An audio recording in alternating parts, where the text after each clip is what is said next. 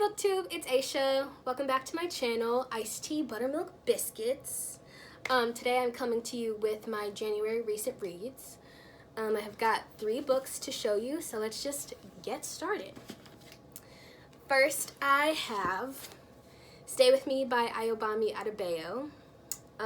This is out from Vintage Books. I believe that it won, or was shortlisted for the Bailey's Prize for Fiction in 2017, and not for no reason. It is such a strong book about the issues at hand. It follows a young Nigerian couple who get married just out of college and spend the next decade struggling to conceive. And when the husband, Akin, takes on a second wife, his first wife, Yehide, is absolutely devastated, and the addition of this third person into their little world that they've created sort of sends things into a frenzy and really calls their love and their faithfulness toward each other into question. This book takes place over several years. It involves issues of infertility and just trouble conceiving just in general.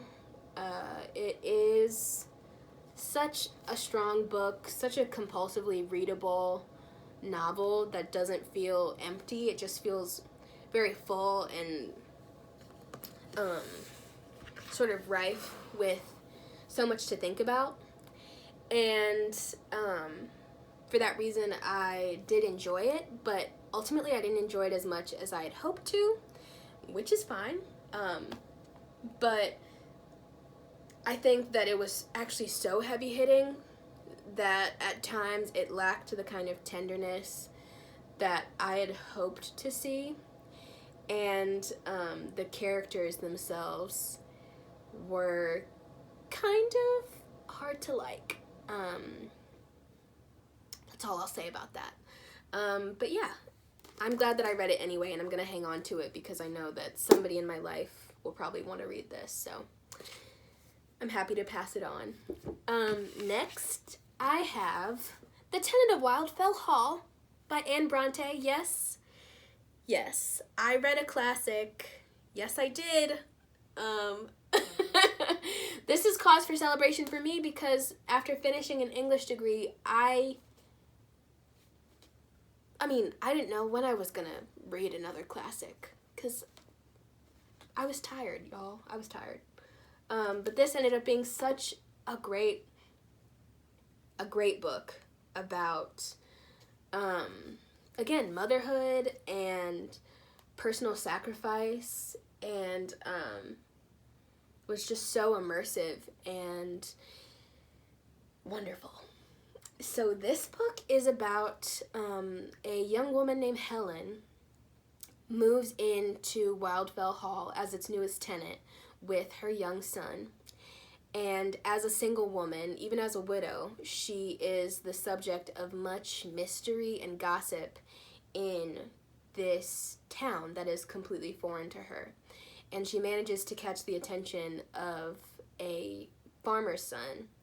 And as he falls for her and tries to uncover some of the mystery behind her and her existence, her sudden appearance in this place, we get to uncover the mystery with him.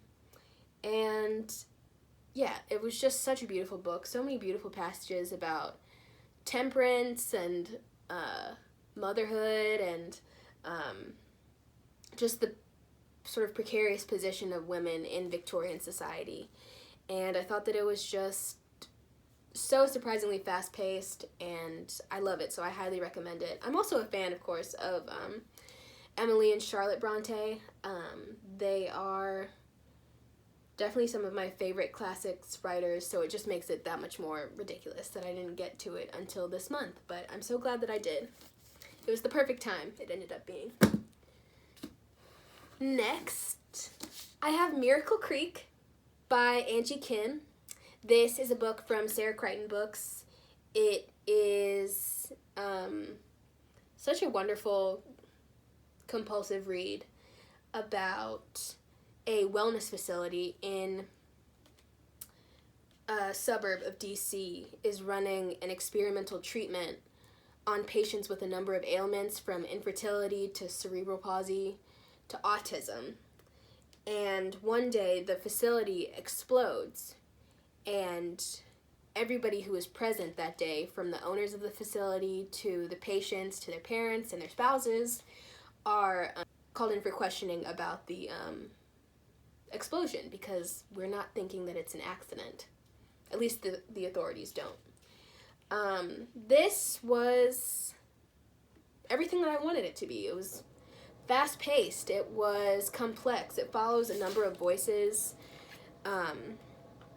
And again, it just so happened to be a book about motherhood and a sense of obligation. It also has this brilliant through line of the central family's immigration story from Korea that I just found so compelling, and I really did not see this ending coming. So if you want like a literary thriller, I think that this is a great book to pick up.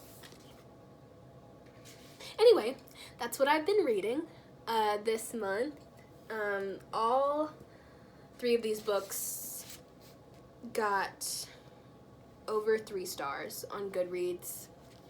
We can talk all day about whether or not Goodreads is arbitrary. I don't think it's reached arbitrary status just yet, but I really enjoy these books for very different reasons, but ultimately it made for a really great reading month. So yeah, let me know if you've picked any of these up, or if after watching this you feel moved to pick any of these up. I would love to know. Until then, I'll catch you later. Thanks so much for tuning in. Bye.